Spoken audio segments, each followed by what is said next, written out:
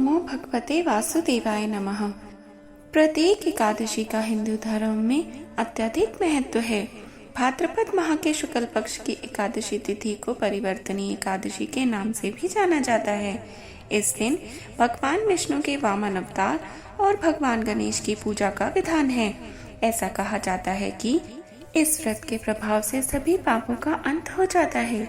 हिंदू पंचांग के अनुसार इस साल यह व्रत 14 सितंबर 2024 शनिवार को रखा जाएगा। जबकि यह पर्व इतना करीब है, तो आइए इसकी व्रत कथा के बारे में जान लेते हैं जो यहाँ पर सुनाई गई है। युधिष्ठिर कहने लगे, हे प्रभु, भाद्रपद शुक्ल एकादशी का क्या नाम है? इसकी विधि तथा इसकी महिमा कृपया करके हमें बताइए। तब भगवान कृष्ण ने कहा कि सभी पापों का नाश करने वाली उत्तम वामन एकादशी की महिमा मैं तुमसे कहता हूँ। तुम इसे ध्यान पूर्वक सुनो।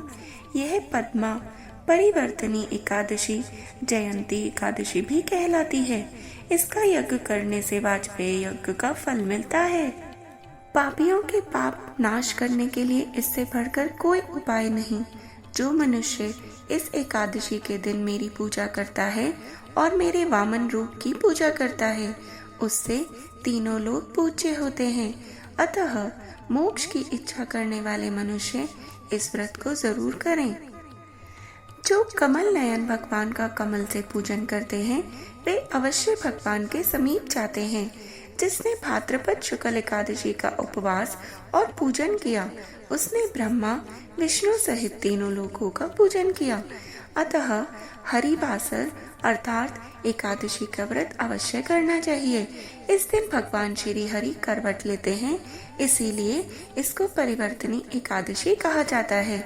मुरलीधर के इन वचनों को सुनकर युधिष्ठिर बोले, हे भगवान, मुझे अति संदेह हो रहा है कि आप किस प्रकार सोते और करवट लेते हैं तथा किस तरह राजा बलि को आपने बांधा और वामन रूप रखकर क्या क्या लीलाएं की। चातुर्मास के व्रत की क्या विधि है तथा आपके शयन करने पर मनुष्य का क्या कर्तव्य है, इसे आप मुझसे विस्तार से बताइए। तब श्री कृष्ण ने कहा कि हे राजन, आप सब पापों को नष्ट करने वाली कथा का श्रवण करें। त्रेता युग में बलि नामक एक दैत्य था। वह मेरा परम भक्त था। विविध प्रकार के वेद सूक्तों से मेरा पूजन किया करता था और नित्य ही ब्राह्मणों का पूजन तथा यज्ञ के आयोजन करता था। लेकिन इंद्र से द्वेष के कारण उसने इंद्रलोक तथा सभी देवताओं को जीत लिया। इस कारण सभी देवता एकत्र होकर सोच विचार कर भगवान के पास गए। बृहस्पति सहित इंद्रादिक देवता प्रभु के निकट जाकर और नतमस्तक होकर वेद मंत्रों द्वारा भगवान का पूजन और स्तुति करने लगे। अतः मैंने वामन रूप धारण करके 5वां अवतार लिया और फिर अत्यंत तेजस्वी रूप से राजा बलि को जीत लिया। इतनी वार्ता सुनकर राजा युधिष्ठिर बोले, हे जनार्दन, आप वामन रूप धारण करके उस महाबली दैत्य को किस प्रकार जीत पाए? तब भगवान कृष्ण कहने लगे, मैंने बलि से 3 पग भूमि की याचना करते हुए कहा कि ये मुझको 3 लोक के समान है और हे राजन, यह तुमको अवश्य ही देनी होगी। राजा बलि ने इसे तुच्छ याचना समझकर 3 पग भूमि का संकल्प मुझे दे दिया और मैंने अपने त्रिविक्रम रूप को बढ़ाकर यहाँ तक कि भूलोक में पद, भूर्वलोक में जंघा, स्वर्गलोक में कमर, महालोक में पेट, जनलोक में हृदय, यमलोक में कंठ की स्थापना करके सत्यलोक में मुख, उसके ऊपर मस्तक स्थापित कर दिया। सूर्य, चंद्रमा आदि सब ग्रहगण, योग, नक्षत्र, इंद्रादिक देवता और शेष आदि सभी नाग गणों ने विविध प्रकार से वेद सूक्तों से प्रार्थना की। तब मैंने राजा बलि का हाथ पकड़कर कहा, हे राजन, एक पद से पृथ्वी, दूसरे से स्वर्गलोक पूर्ण हो गए। अब तीसरा पग कहाँ रखूं?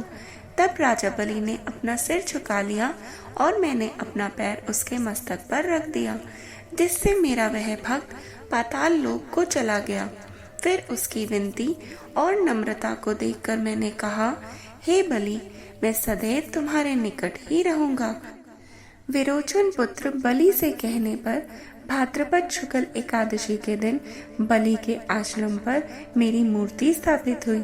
इसी प्रकार दूसरी क्षीर सागर में शेषनाग के पष्ट पर हुई। हे राजन, इस एकादशी को भगवान शयन करते हुए करवट लेते हैं, इसलिए तीनों लोकों के स्वामी भगवान विष्णु का उस दिन पूजन करना चाहिए। इस दिन तांबा, चांदी, चावल और दही का दान करना उचित है।